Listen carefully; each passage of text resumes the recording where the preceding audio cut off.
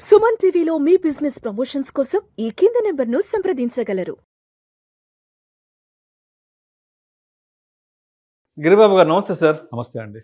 గిరిబాబు గారు చాలామంది కొన్ని ఫైనాన్షియల్ మ్యాటర్స్ని, కొన్ని ఫైనాన్షియల్ కమిట్మెంట్స్ని ఇన్వెస్ట్మెంట్స్లా ఫీల్ అవుతుంటారంట. అవును. కానీ అవి నిజంగా ఇన్వెస్ట్మెంట్స్ కాదంట. Yes. వాటి వల్ల వెల్త్ డెస్ట్రాయ్ అవుతుందంట. ఏంటి అసలు ఆ వెల్త్ డెస్ట్రాయింగ్ ఇన్వెస్ట్మెంట్స్ కానీ ఇన్వెస్ట్మెంట్స్ ఏంటి? యాక్చువల్గా మనము చాలా మంది మాట్లాడుతూ ఉంటాం, నాకు వస్తుంటారు కదా, మీరు శాలరీ ఎంత, మీ ఎక్స్పెండిచర్ ఏంటి, మీ యొక్క ప్రొఫైల్ ఏంటి, ఫైనాన్షియల్ ప్రొఫైల్ అంటే ఫస్ట్ వాళ్ళు ఒక చిట్టా తీసి నాకు వచ్చే శాలరీలో ఇంత పలానా ఇన్వెస్ట్మెంట్, ఇది పలానా ఇన్వెస్ట్మెంట్, ఇది పలానా ఇన్వెస్ట్మెంట్ అని చెప్తూ ఉంటారు. సో అవి ఎంత రిటర్న్ జనరేట్ చేస్తాయి, మీ పర్పస్కి సర్వ్ అవుతాయా అని కనుక చెక్ చేస్తే డిజాస్టర్ ఉంటాయి.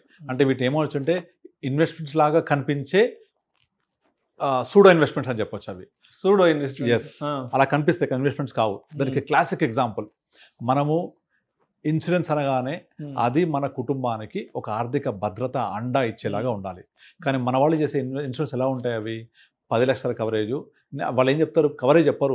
నేను సంవత్సరానికి 1,00,000 రూపాయలు కడుతున్నా, సంవత్సరానికి 50,000 కడుతున్నా, సంవత్సరం 75,000 కడుతున్నా, నాకు పలానా సంవత్సరంలో ఇంత వస్తాయి, లేదా మా పిల్లలకు ఒక పిల్లల పాలసీ తీసుకున్నాను, మా పిల్లలకి చదువుకు ఇంత వస్తాయి, మనీ బ్యాక్ పాలసీ, మా పిల్లోడు 15 సంవత్సరాలు వచ్చేసరికి ఎంత వస్తాయి, ఇవి చెప్తూ ఉంటారు. నెంబర్లు ఎప్పుడు 15 ఏళ్ళ తర్వాత 20 ఏళ్ళ తర్వాత వచ్చే నెంబర్లు. దీనికి నేనేం చేస్తున్నా? ఇప్పుడు 75,000 కడుతున్నా, 1,00,000 రూపాయలు కడుతున్నా, 2,00,000 ఇలా చెప్తూ ఉంటారు. నిజంగా మీరు కనుక వాటిలో ఉండే ROI, రిటర్న్ ఆన్ ఇన్వెస్ట్మెంట్ కనుక క్యాలిక్యులేట్ చేస్తే మీకు గట్టిగా ఏ పాలసీలో కూడా 5-6% మించి రాదు. యాక్చువల్గా నా దృష్టిలో ఒక ఇన్వెస్ట్మెంట్ అనేది ఒక పర్పస్ఫుల్గా ఉండాలి. అంటే ఏంటది? మీ పర్పస్ సర్వ్ చేయాలి, మీ పర్పస్ని గైడ్ చేయాలి. ఇప్పుడు ఉదాహరణకి మనం చదువుకున్నప్పుడు నాకైతే మొత్తం KG to PG 10,000 అయిపోయింది. కానీ ఇప్పుడు మా అబ్బాయికి సంవత్సరానికి 2-3 లక్షలు అవుతుంది. మినిమం అవుతుంది. ఒక ఇంటర్ చదువుతున్నాడు, వాడికి 2 లక్షలు కడుతున్నాను. ఒక అబ్బాయి 6th క్లాస్ చదువుతున్నాడు, వాడికి సంవత్సరానికి 1,00,000 రూపాయలు కడుతున్నాను సంవత్సరానికి. కానీ అది చాలా తక్కువ, పెద్ద ఎక్కువేం కాదు ఇది చెప్పాలంటే. రోజుల్లో 3 lakhs 4 lakhs పర్ ఇయర్ కూడా ఉన్నాయి. ఇది ఇప్పుడు రేపు పొద్దున ప్రొఫెషనల్ ఎడ్యుకేషన్కి వెళ్తే ఇంకా ఎక్కువైపోతుంది కదా. మరి ఇప్పుడు నేను సంవత్సరానికి 75,000 కడుతున్నాను, నాకు 16 ఏట మా అబ్బాయికి ఇంత వస్తుంది, 20 ఏట ఇంత వస్తుంది అని చెప్తే, మీ 20 ఏళ్ళ తర్వాత మీ అబ్బాయి ఏం చదువుతాడు, వాళ్ళకి ఈ డబ్బులు ఎలా సరిపోతాయి? అది కనీసం కూడా ఆలోచన చేయరు. ఇది కనీసం ఇన్ఫ్లేషన్ బీట్ చేస్తుందా? బీట్ చేయదా? మా అబ్బాయి 16 ఏట ఈ డబ్బులు వచ్చినప్పుడు వాడు కనీసం ఒక డాక్టర్ చదవాలి అంటే ఇవాళ ఎక్స్పెండిచర్ ఎంత, దానికి ఇన్ఫ్లేషన్ యాడ్ చేసి అప్పుడు ఎక్స్పెండిచర్ ఎంత, అప్పుడు మనం చేయగలమా? లేదా ఇంజనీరింగ్ చదివితే ఎంత అవుతుంది? ఇవి కనీసం లెక్క లేకుండా నేను 75,000 కడుతున్నా అంటే మన కెపాసిటీ 75,000 ఇప్పుడు కట్టేది. కానీ 75,000 రూపాయలు కడుతూ ఉంటే మొత్తం నేను ఎంత కడుతున్నాను? జనరల్ 1,00,000 రూపాయలు ఉంటుంది జనరల్గా. ఒక 15 ఏళ్ళలో 15 లక్షలు కడతా. ఆ 15 లక్షలు కడితే నాకు 35 వస్తాయి, 40 వస్తాయి అని చెప్తారు. 15 సంవత్సరాలు 40 లక్షల విలువ ఎంత? కానీ మీరు కట్టే తక్కువ అమౌంట్ ఏం కాదు. నెలకు సంవత్సరానికి 1 lakh అంటే 15 lakhs మీరే కడుతున్నారు. కనుక 15 yearsలో కనీసం మీ యొక్క CAGR 12% అబోవ్ ఉంటే మనకు కనీసం ఒక 80 లక్షలు 90 లక్షలు అలా వస్తే అప్పుడు మనకు ఒక పర్పస్ఫుల్గా యూజ్ అవుతుంది. అవి పక్కన పెట్టి ఈ ఇన్సూరెన్స్ పాలసీస్ సెల్ చేసే ఏజెంట్స్ ఏం చెప్తూ ఉంటారంటే, మీకు 20 ఏట ఎంత వస్తుంది, 16 అంటే వాళ్ళకు ఇన్సూరెన్స్ పాలసీ వరకు రెండే తెలుసు, ఎప్పుడు కట్టాలి, ఎంత కట్టాలి, ఎంత వస్తుంది. మూడే, కిత్నా దియా కిత్నా మిలా, KDKM అంటారు దీన్ని. అంటే ఎంత ఇస్తున్నా ఎంత వస్తుంది. ఇక్కడ అబ్సల్యూట్ టర్మ్స్ తీసుకుంటారు వాళ్ళు. అబ్సల్యూట్ టర్మ్స్ అంటే ఎక్స్ అమౌంట్ పెడుతున్నా ఎక్స్ప్రెస్ అమౌంట్ ఎంత వస్తుంది తప్ప దానికి వచ్చే యాన్యువల్ రిటర్న్ ఎంత, CAGR ఎంత, ఇవన్నీ పక్కన పెట్టి నాకు ఉపయోగపడుతుందా లేదా, సరిపోతుందా లేదా, ఉపయోగపడడం కంటే కూడా సరిపోతుందా లేదా ఇంపార్టెంట్.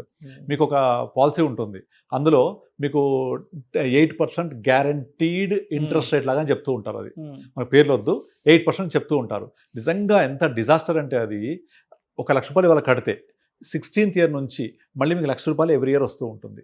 ఇదంతా సమ్మేష్యూడ్ మీద 8% చూపిస్తూ ఉంటారు. మీరు కట్టే 1,00,000 రూపాయలకు వచ్చే సమ్మేష్యూడ్ ఎంత, దాని మీద 8% మీకు వచ్చేది 16th yearలో. ఇవాళ నేను 1,00,000 రూపాయలు కట్టగలిగాను అంటే నాకు 16th yearలో 1,00,000 రూపాయలు వస్తే ఏం సరిపోతుంది? ఇవాళ capacity disposable income is 1 lakh, because నాకు వచ్చే ఇన్కమ్లో నుంచి ఇది నేను డిస్పోజ్ చేస్తున్నాను ఇన్వెస్ట్మెంట్గా. కానీ నాకు 16th yearలో తర్వాత 1,00,000 వస్తే ఏం సరిపోతుంది? కనీసం ఒక 16th yearలో మినిమం ఇవాళ 1,00,000 కడితే ఒక 5 times మినిమం రావాలి. మీకు మ్యూచువల్ ఫండ్స్లో చాలా SWP ప్లాన్స్ చెప్తూ ఉంటారు. అవన్నిట్లో కూడా 15th year ఇవాళ మీరు కట్టేదానికి 8 times 10 times వచ్చేలాగా క్యాలిక్యులేట్ చేస్తారు. ఇవన్నీ at the rate of 10-12% తీసుకుంటారు. అప్పుడు ఎంత హ్యాపీగా ఉంటే సరిపోతుంది కదా అది. అలా కాకుండా మీరు ఇవాళ 1,00,000 కట్టి 16 ఏట కూడా ఎవ్రీ ఇయర్ 1,00,000 వస్తే అసలు ఏ పర్పస్ సరిపోతుంది అది? అలా చూసుకోవాలి. రెండోది, చిల్డ్రన్ పాలసీస్ తీసుకుంటూ ఉంటారు. చిల్డ్రన్ మ్యారేజ్ పాలసీస్ తీసుకుంటూ ఉంటారు. ఇవన్నీ ఏంటంటే ప్రతి చిల్డ్రన్ పాలసీలో కూడా గ్యారంటీ అని చెప్పేసి ఒక పదం ఉంటుంది. మీరు కనుక ఏమైనా జరిగితే మిమ్మల్ని మేము ఇన్సూర్ చేస్తాము, ఇన్సూర్ చేసి మెచ్యూరిటీ వరకు మీరు కట్టే ప్రీమియమ్స్ కట్టక్కర్లేదు, మీ బాబుకి కావాల్సిన మెచ్యూరిటీ మేమంతా ఇస్తాము మీరు లేకపోతే. మరి నేను ఉంటే ఒకవేళ అప్పుడు ఏం చేస్తారు, దానికి వాళ్ళు సమ్ తో పాటు కొంత బోనస్ లాగా ఇస్తుంటారు. మళ్ళీ మీరు క్యాలిక్యులేట్ చేయండి, CAGR 5% కూడా పెంచదు. ఎందుకు అంటే చిల్డ్రన్ పాలసీస్ ఇంకొక పెద్ద డిజాస్టర్ ఏంటంటే మీకు లేకపోతే కూడా మేము ప్రీమియం కడతాం కాబట్టి ఎక్స్ట్రా ఛార్జెస్ ఉంటాయి ఇందులో. ఎక్స్ట్రా ఛార్జెస్ వల్ల ఆ రిటర్న్స్ అన్నీ తినేస్తూ ఉంటుంది. సో ఆ చిల్డ్రన్ పాలసీ పేరుకే కానీ నిజంగా చిల్డ్రన్కి ఉపయోగపడుద్దా అంటే 22వ ఏట 23వ ఏట డిజైన్ చేస్తారు అవి. అప్పటికి ఎడ్యుకేషన్ అంతా అయిపోతుంది. చూడండి money back policies, children money back policy అని అలాగే ఉంటాయి అవన్నీ. ఇదొకటి. తర్వాత చాలామంది చిట్స్ వేస్తూ ఉంటారు. ఆ చిట్స్ వచ్చేసి మనం ఒక చెట్టు పెట్టి పెరగగానే కట్టేయడం, మళ్ళీ చెట్టు పెట్టి 20 నెలల తర్వాత పెరుగుద్ది కొట్టేయడం. అంటే చెట్టు పెట్టి 20 నెలల తర్వాత కొట్టేస్తే ప్రతిసారి కొత్త చెట్టు పెడుతూ ఉండాలి. అది ఎక్కడ పెరిగి ఫలాలు ఇస్తుంది మనకు? చిట్ అనేది షార్ట్ టర్మ్ కోసమే తప్ప లాంగ్ టర్మ్ కోసం అసలు వెల్త్ క్రియేట్ చేసుకోవడం కాదు. కానీ 99% ఈవెన్ సాఫ్ట్వేర్ ఇంజనీర్స్ వాళ్ళందరూ ఏం చేస్తున్నారంటే మా మామ ఊర్లో చిట్టేస్తున్నాను, మా నాన్నగారు చిట్టేస్తూ ఉంటారు, డబ్బులు పంపిస్తూ ఇవే చెప్తూ ఉంటారు. కానీ అక్కడ ఎక్కడ కూడా ఒక వెల్త్ క్రియేషన్ అయ్యి ఒక పెద్ద అమౌంట్ జనరేటే కాదు. పవర్ ఆఫ్ కాంపౌండింగ్ అనేది it's 8th wonder of world. అది ఆ 8th వండర్ ఆఫ్ వరల్డ్ని మనం ఎంజాయ్ చేయాలి అంటే you have to be stay invested, keep invested. అది ఉండదు అందులో. కానీ చిట్టీలు మాత్రం ఎట్లా కడతారంటే వచ్చే శాలరీలో చిట్టీలు కట్టేసి అసలు కాళ్ళు ఎగరేస్తుంటారు, నేను ఒక పెద్ద ఇన్వెస్ట్మెంట్ చేస్తున్నా అని. ఏమొస్తుంది, ఎంత వస్తుంది, దాంట్లో CAGR ఎంత, నాకు ఏ పర్పస్ ఉపయోగపడుతుంది, ఈ నేను చేసే ఇన్వెస్ట్మెంట్ అనేది ఒక మహావృక్షం లాగా గ్రో అవుతుందా, నా రిటైర్మెంట్ ప్లానింగ్ వస్తుందా, ఏవి ఉండవు. తర్వాత ఇంకొక డిజాస్టర్ థింగ్, ప్లాట్స్ కొంటారు చాలామంది. ఎలా? నేను కొనకపోతే పక్కోళ్ళతోటి ప్రెజర్, నాకు ఇంట్లో ప్రెజర్, కొనాలి. ఎలా కొనాలి? నా దగ్గర ఉండే 5 లక్షలు, నేను కొనే ప్లాట్ వచ్చేసి 50 లక్షలు, మిగతా డబ్బులన్నీ లోన్ తీసుకొని కొంటాను నేను. ఆ లోన్ తీసుకొని కొని నేను 5 సంవత్సరాల నుంచి లోన్ కడతా ఉంటాడు. నువ్వు ఎంత కొన్నావంటే 50 లక్షలు కొన్నా, ఇవాళ ఎంత ఉంది అంటే 60-70 లక్షలు ఉంది అంటారు. కానీ మీరు 45 లక్షలు లోన్తో కొన్నారు కదా, దాన్ని కట్టే EMI ఎంత, EMI ప్లస్ ప్రిన్సిపల్ కలిపి మీరు కట్టే టోటల్ కాస్ట్ ఎంత? డెఫినెట్లీ 10 సంవత్సరాల వరకు పర్సనల్ కడితే డబుల్ కంటే ఎక్కువ కడతాం. అంటే 50 లక్షలు పెట్టి కొన్నది లోన్ పూర్తయ్యేప్పటికీ మన ప్రిన్సిపల్ 40 లక్షలు, ఇంకొక లోన్లో వడ్డీ కట్టిన ఇంకో 30 లక్షలు కడతాం. ఓవరాల్గా ఒక 90 లక్షలు అవుతుంది మన కాస్ట్ ఆఫ్ అక్విజిషన్. వాల్యూ ఎంత ఉంది అంటే ఆ రోజుకి 70 లక్షలు కూడా ఉండదు. అంటే 70 లక్షల విలువ ఉన్న ప్లాట్ని 90 పెట్టి కొన్నట్టు మనం. ఎవరిని అడిగినా సరే మీరు ప్లాట్ ఎంత కొన్నారు అంటే కొన్న ప్రైస్ చెప్తారు. ఎలా కొన్నారు అంటే లోన్ 90%, 10% నా డబ్బులు. సరే ఇవాళ ఎంత ఉంది వాల్యూ అంటే నేను 50 పెట్టి కొన్నాను, ఇప్పుడు 60 అంటారు. కానీ మీరు నిజంగా 50 పెట్టి కొన్నారా లెక్కేయండి అని అడుగుతాను నేను. అప్పుడు గుర్తొచ్చా, లోన్ కదా, లోన్ కడితే EMI కడుతున్నా కదా, మొత్తం కలిపి నా కాస్ట్ ఆఫ్ అక్విజిషన్ 90 లక్షలు ఉంటుంది. మరి మీరు 90 లక్షలు అమ్మితే రిటర్న్ వచ్చినట్ట? రాదు కదా. It should be sold more than 1 crore. అప్పుడు కానీ డబల్ కంటే ఎక్కువ అమ్మితేనే మీకు ఎంతో కొంత వచ్చినట్టు. అసలు లోన్తో కొనుక్కోవడం అంత డిజాస్టర్ ఇంకోటి లేదు. ప్లాట్లు ఉంటే సొంత డబ్బులతో కొనుక్కోవాలి, వెయిట్ చేయాలి, ఆ పాటికి అది పెరిగితే డబ్బులు ఇస్తుంది. లేదా మీరున్న 100 రూపాయల వస్తువుని 200 పెట్టి కొన్నట్టు. ఇది కూడా ఒక ఇన్వెస్ట్మెంట్ లాగా కనిపించే ఒక డిజాస్టర్. ఇది కూడా ఇన్సూరెన్స్ పాలసీలు, లోన్తో కొనే ప్లాట్లు, తర్వాత చిట్టీలు, తర్వాత నేను ఇన్వెస్ట్మెంట్ చేస్తున్నాను అని చెప్పేసి ఇప్పుడు యూలిప్ బదులు ట్రూలిప్ ఇంకోటి వచ్చింది, టర్మ్ ప్లస్ యూలిప్ అని చెప్పేసి. ఇది ఇంకా డిజాస్టర్. అయితే అక్కడ మనం కట్టే కవరేజ్ 1 crore ఉంటుంది, కానీ కట్టే ప్రీమియం ఎంత? దగ్గర 1,70,2 లక్షలు ఉంటుంది అందులో. ట్రూలిప్ అని చెప్పేసి టర్మ్ ప్లస్ యూలిప్. ఇది అంటే మన నార్మల్ యూలిప్కి అయితేనేమో 1,00,000 కడితే 10 రెట్లు 10 lakhs కవరేజ్ ఇస్తుంది. దీంట్లో వచ్చేసి 1 crore కవరేజ్ వస్తుంది, కానీ నేను కట్టేది మాత్రం 2 లక్షలు అలా ఉంటుంది, 1,50,000 2 లక్షలు ఉంటుంది. ఎందుకు అంటే రిమైనింగ్ అమౌంట్ మార్కెట్లోకి వెళ్తుంది అని. నిజంగా మీకు వచ్చే రిటర్న్ తీసుకుంటే వర్స్ట్ రిటర్న్స్ ఉంటాయి. దాని బదులు మీరు డివైడ్ చేయండి ఇన్వెస్ట్మెంట్ ఇన్సూరెన్స్ అని. ఇన్సూరెన్స్ టర్మ్ ఇన్సూరెన్స్ కవరేజ్ కోసం ఒక 30,000 40,000లో 1 crore 2 crore తీసుకొని రిమైనింగ్ MFలో చేయండి. ఇన్వెస్ట్మెంట్ ప్లస్ ఇన్సూరెన్స్ 2 డివైడ్ చేయండి. You can create a tremendous wealth.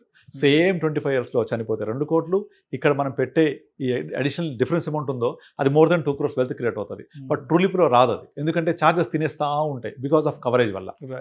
Age పెరిగిన కొద్దీ కవరేజ్ పోతూ ఉంటుంది, and policy admit charges, motor charges ఇవన్నీ పోతానే ఉంటాయి. సో పోయిన తర్వాత చివరికి మిగిలేది మనం ఎక్స్ట్రా కట్టేసి ఉంటాం. ఇవన్నీ కూడా ఏంటంటే ఒక ఏజెన్సీ చేసే మార్కెటింగ్ కైండ్ ఆఫ్ థింగ్ అనమాట.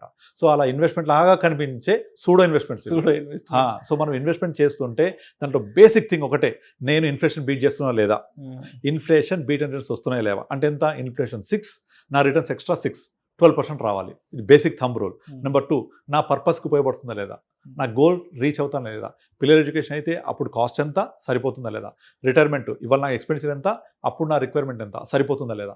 ఇలా క్యాలిక్యులేట్ చేస్తేనే ప్రాపర్ ఇన్వెస్ట్మెంట్ అవుతుంది.